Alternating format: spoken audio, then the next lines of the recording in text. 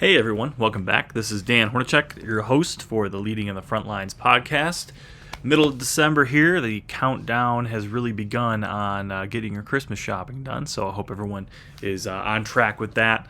Get some cookies in the oven, and hope everyone's excited for the holidays. And I really hope that everyone's taking some time to spend with their family among the holidays. So I know I'm going to be taking some time off the week of Christmas. I'm pretty excited about that. I've never done that before myself, so pretty excited to get some relaxation time for the holiday, spend with my family. So one thing I was thinking about during this time, everyone kind of gets, well, it kind of depends, but I've always noticed that people are typically in a little bit better of a mood, or more generous, or that season, that the seasonality of Christmas really brings good, or can bring good out of people. And that's kind of what I want to focus on a little bit today. But the way I want to focus on it is actually with something that I teach in my for my coaching, is called Candid leadership. It's a term that I don't think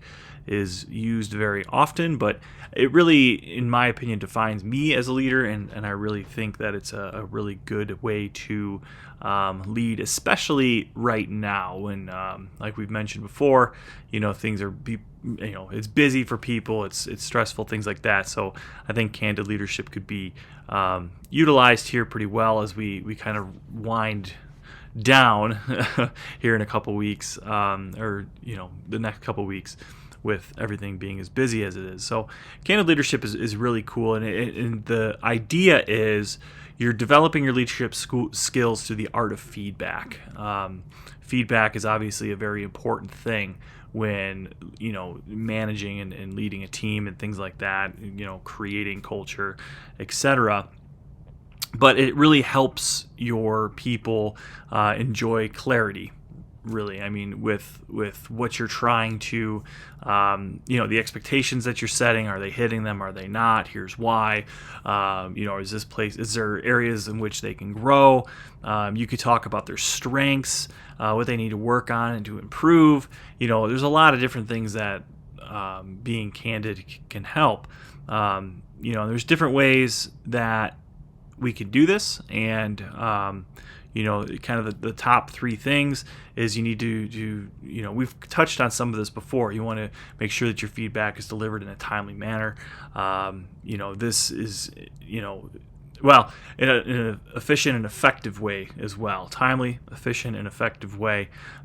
This is going to improve trust just between you and your people, and then overall it's going to improve your team's performance and retention, which ultimately is the goal, right? For the selfish reasons, as I've mentioned before, from a management perspective, the goal is always to either produce better numbers, increase culture with your employees, to better keep them, and to improve their overall performance.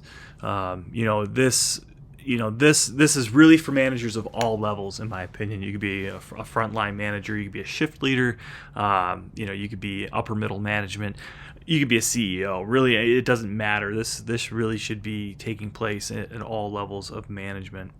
What you're doing is really developing, being more direct with your employees. This is more so falling into the candid leadership. You're being more direct with your employees. You're being open and honest with them to help improve their performance and culture.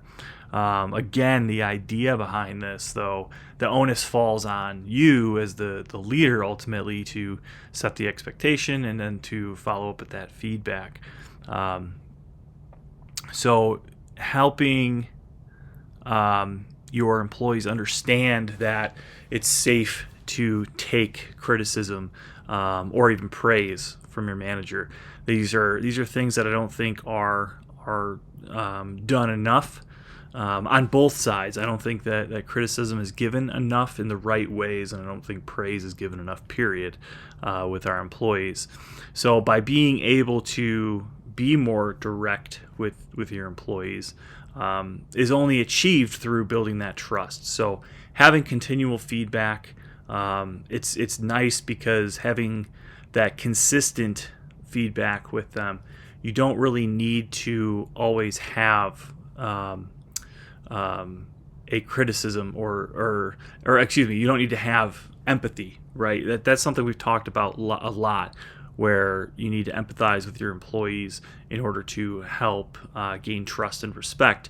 When you're always giving feedback in some type of way, critically, positively, neutrally, even, you're eliminating there always being a need for empathy, because they don't always need something to be validated on, and it makes those conversations more and more like just easier to have with your employee, because like I mentioned before, having more feedback oriented conversations is going to build trust with your employee. Again, that's why it's important to hit both sides of the spectrum on positive direction praise, and the critiques or the criticism. Being able to be open and honest with your team, that's really the goal. I think it's, everybody has kind of one or two employees that they really don't maybe jive with or don't have a lot in common with, but that doesn't mean you can't or shouldn't have open and honest conversations with them. And what this is doing is you're having impromptu one-on-ones with them, doing it while they're working on the project, or you can observe and kind of give that feedback at that time. If they feel that safe enough with you to ask questions and kind of dig a little deeper on your feedback, not only is that a little challenge for you, but it really builds up that foundation of you being able to answer those questions right then and there. It shows that you've put the time and effort in to really like nail down what you're trying to talk about.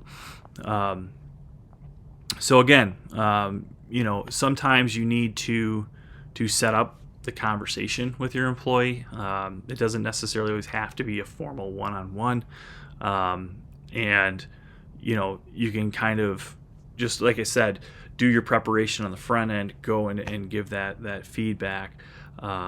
And when you're giving this feedback, it's important to have a why. Why are you giving this feedback, and why is there the need for change? I've mentioned this in the past. Authoritative management is dead, and I still very much will die on that hill. I don't think we're in the age where just change your methods or change your behavior at work, and that's because I'm the boss, works anymore. So you need to have a why.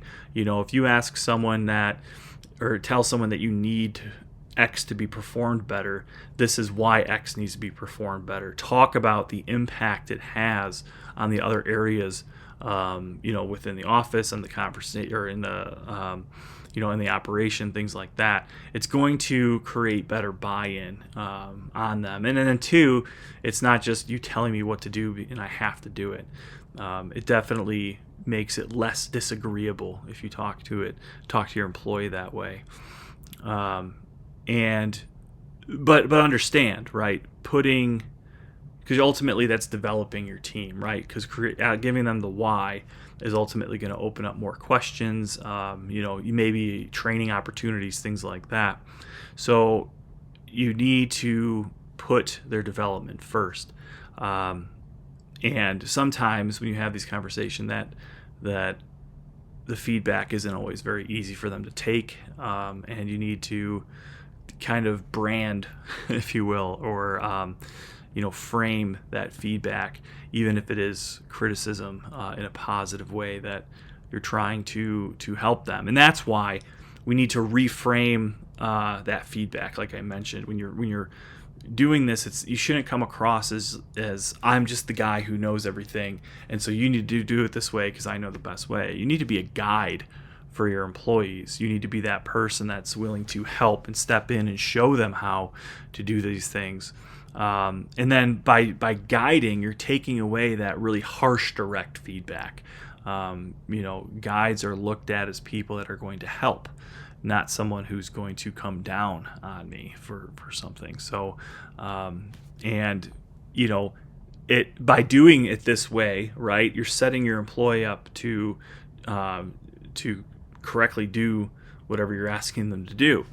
which the best part about that is that it opens up the availability to give them praise. And you could do that, amongst your entire team by giving an individual praise, or you can just do it, just one-on-one or what have you, especially around review time. That's a really good thing to do. And doing this amongst everybody on your team at one time, that's going to really lift up everyone.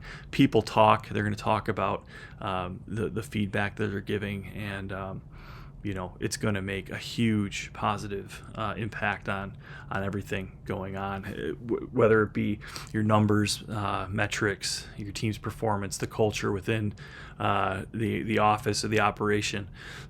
And when you walk into these conversations confidently, whether it be giving criticism or bringing positive feedback, you're going to become better at delivering it, and you're going to have a better plan. You may fail a couple times, but the more you do it in these kind of like micro doses of feedback, it's going to ultimately make you a better deliverer of these things. Ultimately your team enjoys clarity. I think that it's one of the things that have been so irritating to me as an employee is not having clarity of knowing where my strengths are, knowing what I need to work on, and knowing where I can go or who I can talk to improve my performance. These are all things people really do want to know, and it shouldn't be a secret. And if your employees approach you about it, it shouldn't be something that's swept under the rug, because you have someone who's actively trying to do better. And having that clarity is setting expectations and things like that. Everybody's on the same page. So when difficult conversations need to happen, they should be able to happen a lot easier. On top of which, doing it in this manner on the kind of those micro doses of feedback more directly, it's just a more time efficient way to like I said, enhance culture or have a criticism driven conversation, and you're going to quickly improve trust amongst your team, and quickly have a positive impact. So again, candid leadership is something I dive way into with a lot of people who work with me on coaching and people that I've mentored. It can be difficult. A lot of people, the term direct has a very bad stigma of a negative stigma of like, oh, you're too direct. I think that a lot of people don't understand the work it takes to kind of get to that point of being able to be direct. And not that you're immediately direct with everyone, not that you're immediately open and honest 100%. To that raw honesty right away. It's part of the whole world of developing relationships with your people and growing trust, growing respect with your people. So it's not an overnight thing, but it's something that if you can start having those micro doses of positive praise, criticism, just overall feedback with your team, it's going to pay out in dividends. So if you're more interested in that, if that's something that you want to work on doing, it's something that I do offer. Check out my link for my Teachable on my coaching. Feel free to sign up. Just put in the notes that you want to learn more on Candid Leadership. It is something that I hold pretty near and dear to my heart, because I think it's, in my opinion, one of the best ways to lead a team. And it makes it a lot of fun, because ultimately you grow these cool relationships with your people, to where you can joke around, you can bust each other's balls a little bit, but also understand kind of their limitations on where to stop on that. And that kind of falls back in the episode about boundaries a bit. So if you are interested in that, again, check out my Teachable link. Also, review and subscribe to the podcast. Again, Instagram, YouTube, if you want to see my pretty face leading on the front lines, and X, formerly known as Twitter, leading the front. That's all I got for you today. It's going to be kind of a short one. I know everyone's still pretty busy and has a lot going on with the holiday. So look forward to seeing your guys' feedback. And again, reach out if you want to hear more about Candid Leadership. Hope you guys have a great week. We'll talk to you later.